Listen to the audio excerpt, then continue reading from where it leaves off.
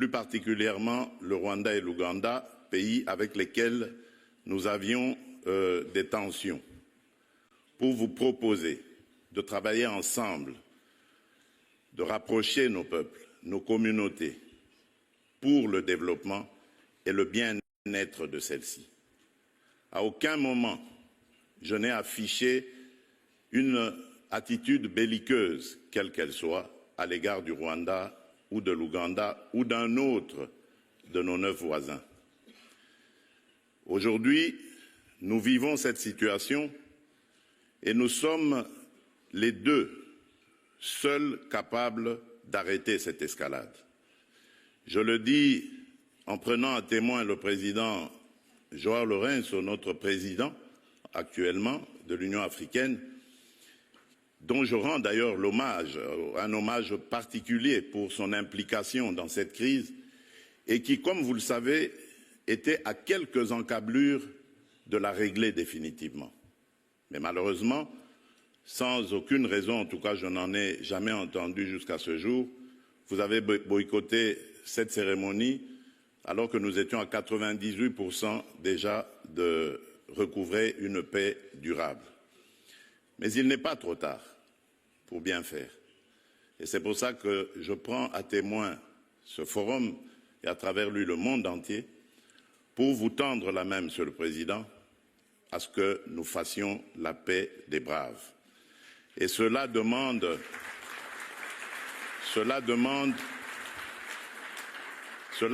que vous donniez l'ordre aux troupes du M23 qui sont soutenues par votre pays d'arrêter cette escalade qui a fait suffisamment de morts comme ça. Nous les comptons par millions depuis des années. L'histoire nous jugera. Il est temps d'arrêter et de nous tourner vers la paix et le développement. Je remercie le président Cyril Ramaphosa qui est venu à nos côtés, qui n'a pas hésité à envoyer ses troupes, dont d'ailleurs certains éléments sont tombés sur le champ d'honneur dans notre pays, au front, ce qui nous oblige à rester définitivement reconnaissants envers la République d'Afrique du Sud et des autres républiques sœurs de Tanzanie et de Malawi qui avaient aussi contribué à des troupes. Mais je crois que l'Afrique aujourd'hui a besoin de passer à autre chose, Monsieur le Président Paul Kagame, et nous en sommes capables. Prenons simplement le courage de nous regarder en face, de dire ce qui ne va pas et de prendre les décisions les bonnes pour nos populations.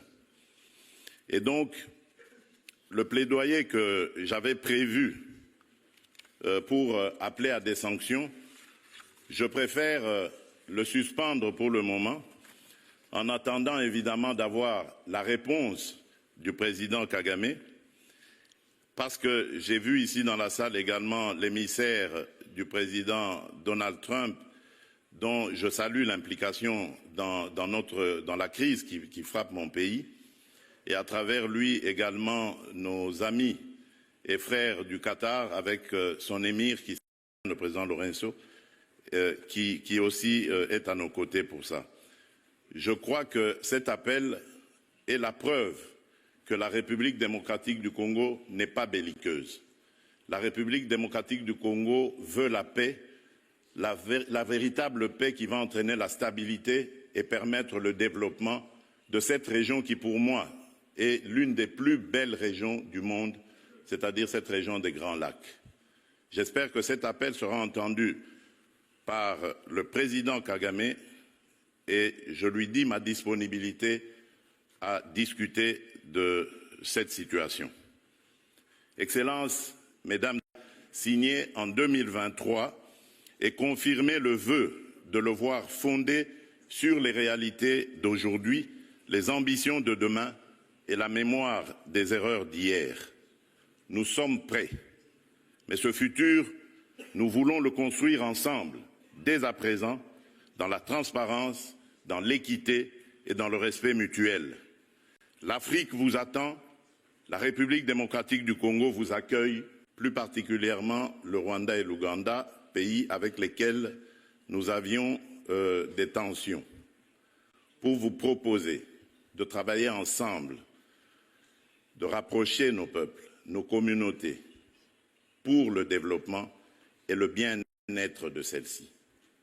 À aucun moment, je n'ai affiché une attitude belliqueuse, quelle qu'elle soit, à l'égard du Rwanda ou de l'Ouganda ou d'un autre de nos 9 voisins. Aujourd'hui, nous vivons cette situation et nous sommes les deux seuls capables d'arrêter cette escalade. Je le dis en prenant à témoin le président João Lourenço, notre président actuellement de l'Union africaine, dont je rends d'ailleurs l'hommage, un hommage particulier pour son implication dans cette crise et qui, comme vous le savez, était à quelques encablures de la régler définitivement. Mais malheureusement, sans aucune raison, en tout cas je n'en ai jamais entendu jusqu'à ce jour, vous avez boycotté cette cérémonie alors que nous étions à 98% déjà de recouvrer une paix durable. Mais il n'est pas trop tard pour bien faire. Et c'est pour ça que je prends à témoin ce forum et à travers lui le monde entier pour vous tendre la main, Monsieur le Président, à ce que nous fassions la paix des braves. Et cela demande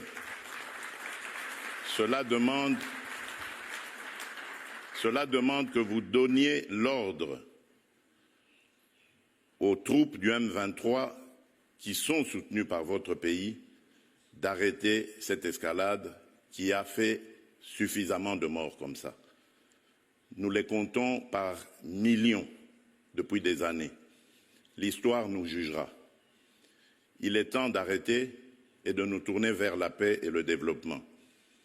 Je remercie le président Cyril Ramaphosa qui est venu à nos côtés, qui n'a pas hésité à envoyer ses troupes, dont d'ailleurs certains éléments sont tombés sur le champ d'honneur dans notre pays, au front, ce qui nous oblige à rester définitivement reconnaissants envers la République d'Afrique du Sud et des autres républiques sœurs de Tanzanie et de Malawi qui avaient aussi contribué à des troupes.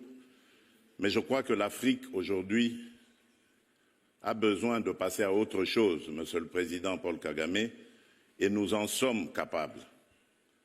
Prenons simplement le courage de nous regarder en face, de dire ce qui ne va pas et de prendre les décisions les bonnes pour nos populations.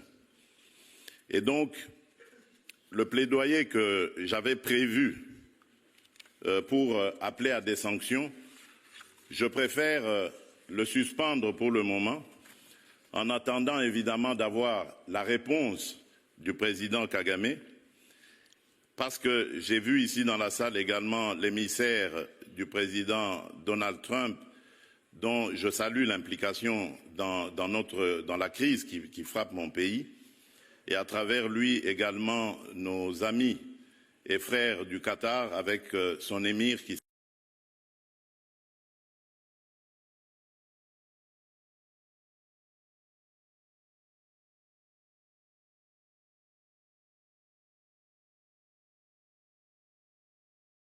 le président Lourenço, qui aussi est à nos côtés pour ça.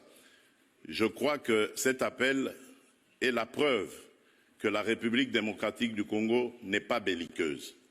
La République démocratique du Congo veut la paix, la véritable paix qui va entraîner la stabilité et permettre le développement de cette région qui, pour moi, est l'une des plus belles régions du monde, c'est-à-dire cette région des Grands Lacs.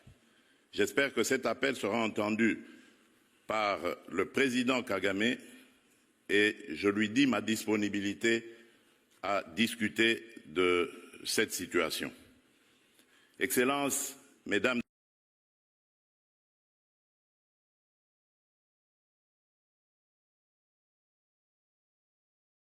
signé en 2023 et confirmé le vœu de le voir fondé sur les réalités d'aujourd'hui, les ambitions de demain et la mémoire des erreurs d'hier. Nous sommes prêts, mais ce futur, nous voulons le construire ensemble, dès à présent dans la transparence, dans l'équité et dans le respect mutuel. L'Afrique vous attend, la République démocratique du Congo vous accueille. Je vous remercie.